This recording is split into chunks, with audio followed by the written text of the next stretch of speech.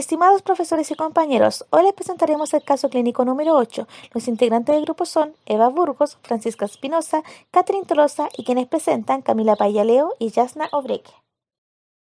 Una mujer de 33 años consultó hace 3 meses por dolor abdominal y síndrome febril. Al examen físico presenta fiebre y esplenomegalia de 25 centímetros bajo el reborde costal. Los exámenes de laboratorio mostraron anemia normocítica normocrómica, leucocitosis marcada y trombocitosis. El estudio citogénico mostró T922, Q34, Q112 e inversión 3, Q21, Q26 en el 100% de las células analizadas. Se le diagnostica leucemia mieloide crónica en fase crónica y se inicia tratamiento con imatinib por vía oral. A los 3 meses el tratamiento concurre a control y se realizan nuevos exámenes de laboratorio, los que muestran los siguientes resultados. Se destaca presencia de anemia normocítica normocrómica con leucocitosis, trombocitosis y en la citogénica se encuentra el cromosoma Filadelfia en el 95% de las células. En cuanto a exámenes complementarios, el estudio de mutación arrojó una mutación en el T315A en el dominio BCR-ABL quinasa, por lo que se cambia el tratamiento por nilotinib de 400 mg cada 12 horas por vía oral. Respecto a la justificación del diagnóstico, la paciente cursa con fiebre, dolor abdominal y esplenomegalia de 25 centímetros bajo el reborde costal, los cuales son signos y síntomas asociados a esta condición. En los exámenes se presenta anemia, la cual es de tipo normocítica normocrómica, que suele estar en esta condición, incluyendo también leucocitosis, la cual afecta principalmente a la línea granulocítica. De acuerdo al conteo plaquetario, este puede estar normal o como trombocitosis, y en la citogénica se halló el cromosoma Filadelfia con mutación en el dominio BCR-ABL quinasa, además de la inversión 3Q, Q21, Q26, la cual está asociada a una mala respuesta al tratamiento y a una corta sobrevida. El imatinib junto al nilotinib son los medicamentos de primera línea de elección usados en el tratamiento de esta patología, siendo el último inhibidor de la tirosina quinasa dirigido a proteína BCR-ABL. Es por esto que el producto de una respuesta desfavorable al tratamiento, una inestabilidad genómica debido a la alteración de los mecanismos de reparación del DNA, junto a la evidencia de evolución clonal y la presencia de esplenomegalia, es que se considera que la patología descrita se encuentra en fase acelerada. A nivel mundial se estima que la incidencia es de 1 a 2 casos por 100.000 habitantes. Hay un predominio en hombres en relación 1.3 a 1 con mujeres, y la edad promedio de un paciente es de 64 años, aunque la prevalencia aumenta un 80% en mayores de 15 años. Particularmente en Chile, el 15 a 20% del total de las leucemias corresponde a leucemia mieloide crónica y su incidencia es de 1.5 cada 100.000 habitantes. Su etiología es desconocida, pero puede deberse a situaciones como exposición a radiación ionizantes, agentes químicos, anormalidad molecular adquirida que puede proceder a la translocación T922 y generación del gen de fusión BCR-ABL en la célula pluripotencial bajo condiciones de supervivencia inmunológica reducida, iniciando expansión del clon que modula el comportamiento de la enfermedad. De acuerdo a la fisiopatología, esta comienza con la translocación recíproca entre el cromosoma 9 y 22. Durante esta, un fragmento del cromosoma 9 que contiene el oncogen ABL es traslocado al cromosoma 22 y se fusiona con el gen BCR. De eso se genera un oncogen denominado BCR-ABL. Este es el origen o alteración cromosómica que acompaña al más del 90% de las leucemias mieloides crónicas en el mundo. Esta oncoproteína generada tiene una característica particular que está siempre activa y tener actividad tirosina quinasa, es decir, se encuentra permanentemente fosforilando algunas proteínas target, entre ellas la proteína que participa de la ruta de señalización JAK-STAT. Dentro de las vías de señalización involucradas se generan 3 mecanismos que se asocian a este tipo de neoplasia. La primera corresponde a la proliferación celular, en la cual al estar la oncoproteína constitucionalmente activa y fosforilando anómalamente, activa esta ruta de señalización haciendo que este factor genere la expresión de genes de proliferación celular. Esto explica la proliferación exacerbada de las células que invaden la médula ósea, que luego pasan a sangre periférica, incluso pudiendo invadir otros órganos como el hígado y el vaso, lo que se puede manifestar como hepato y esplenomegalia. El segundo mecanismo involucrado guarda relación con la muerte celular. Al alterarse esta señalización se bloquea la apoptosis, aumentando también la proliferación. Y el tercer mecanismo es la alteración de la adhesión celular. Normalmente la célula hematopoyética se ancla a la médula ósea formando verdaderos nichos hematopoyéticos, y en este caso se alteran los mecanismos de adhesión, y hace que la célula muchas veces cuando invade la médula ósea vayan a otros órganos y generen invasión extramedular. En relación al diagnóstico clínico, el 80% de los pacientes es diagnosticado en fase crónica. se destaca la existencia de los síntomas de fatiga, astenia, anorexia, pérdida de peso, dolor abdominal, saciedad precoz y esplenomegalia. Además, el 50% de los casos no presenta sintomatología de importancia para el diagnóstico. Este se realiza de manera accidental mediante hallazgos en el hemograma. Para la confirmación diagnóstica se realiza lo siguiente. Detección del gen BCR-ABL como técnica de biología molecular en sangre periférica o médula ósea mediante transcriptasa reversa por reacción de polimerasa en cadena. Citogenética convencional para la observación de cromosoma Filadelfia y técnicas de hibridación in situ con fluorescencia. Respecto a los exámenes confirmatorios, tenemos que en el hemograma se observa la leucocitosis con desviación a la izquierda y la presencia de todas las formas madurativas de las células granuladas con exceso de basófilos y eosinófilos, además de trombocitosis y VHS disminuida. El mielograma se observa en la médula ósea con gran hipercelularidad e hiperplasia granulocítica, en todos sus estadios madurativos y de ausencia de adipocitos. Como exámenes complementarios, se pueden realizar el perfil bioquímico para detectar problemas hepáticos o renales causados por la propagación de las células de leucemia mieloide crónica o por efectos secundarios de ciertos medicamentos, y una ecografía abdominal para verificar esplenomegalia y especificar el tamaño en el que se encuentra el vaso.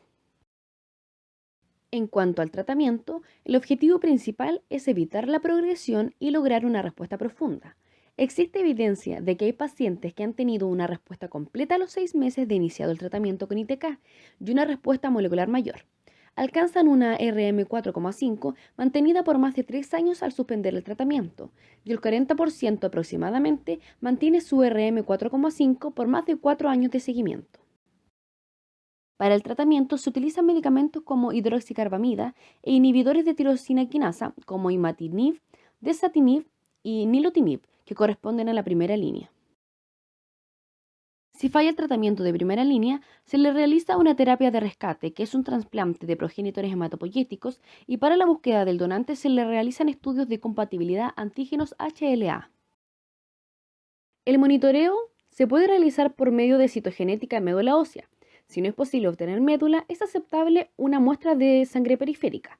Se realiza cada 3 meses hasta la respuesta citogenética completa y o un PCR cualitativo. Si hay aumento de un logaritmo en los niveles de transcritos de BCR-ABL sin respuesta molecular mayor, también se puede realizar un PCR cualitativo cada 3 meses si el paciente responde al tratamiento. Luego de obtenida la respuesta citogenética completa, cada 3 meses por 3 años y luego cada 3 a 6 meses. Y si hay un aumento de un logaritmo en los niveles de transcritos de BCR-ABL con respuesta molecular mayor, se debe repetir de 1 a 3 meses. Y por último, un estudio de mutaciones del dominio BCR-ABL quinasa. Si hay una respuesta inicial inadecuada, cualquier pérdida de respuesta, si hay un aumento de un logaritmo en los transcritos de BCR-ABL y una pérdida de la respuesta molecular mayor, progresión a fase acelerada o crisis plástica. Imatinib es el primer medicamento blanco específico dirigido a la proteína tirosina quinasa BCR-ABL y es el gold standard para el tratamiento de leucemia mieloide crónica.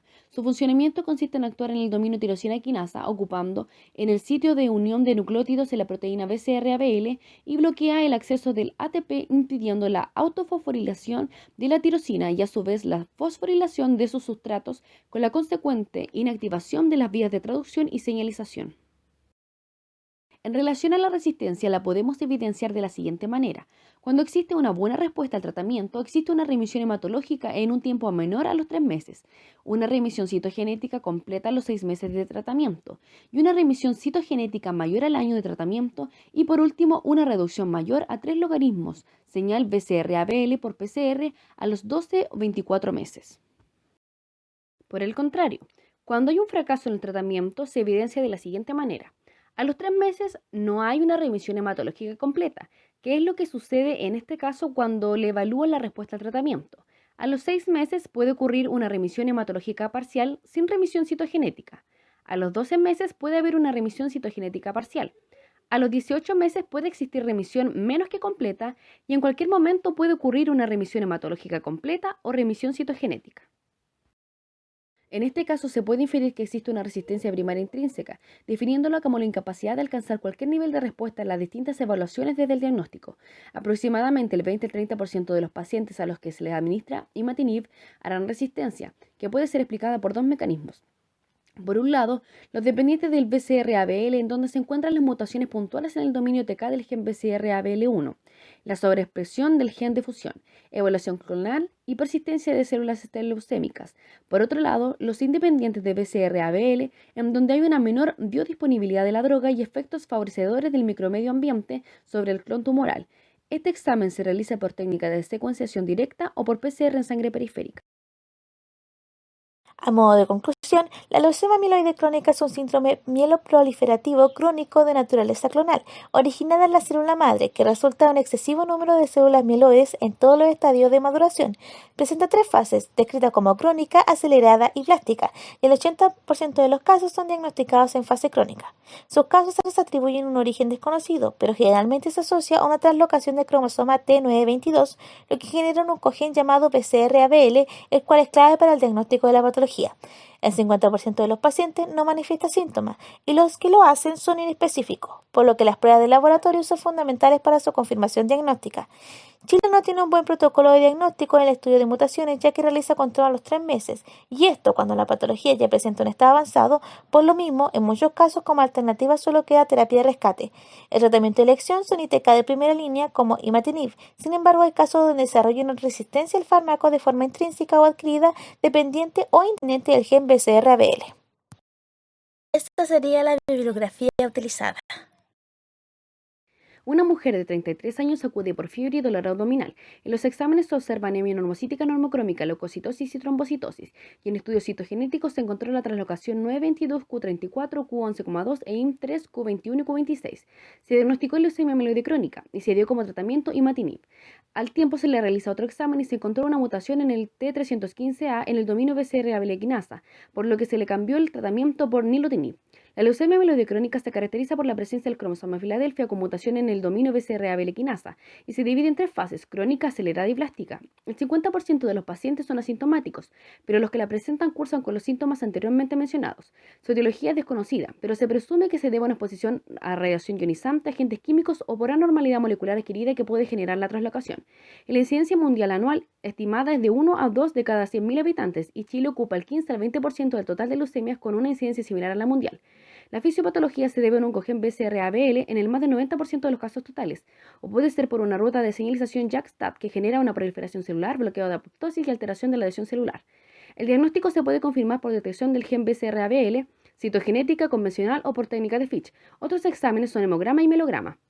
El tratamiento se realiza con imatinib como gold standard, pero este puede generar una resistencia a través de mecanismos dependientes de BCR-ABL, la mutación puntual en el dominio BCR-ABL1 y los no dependientes como la baja dosis en el tratamiento, por lo que se debe hacer un monitoreo continuo con exámenes citogenéticos. Existen otros medicamentos como dasatinib y nilotinib, y cuando todos estos han fallado, se debe realizar un trasplante de progenitores hematopoyéticos.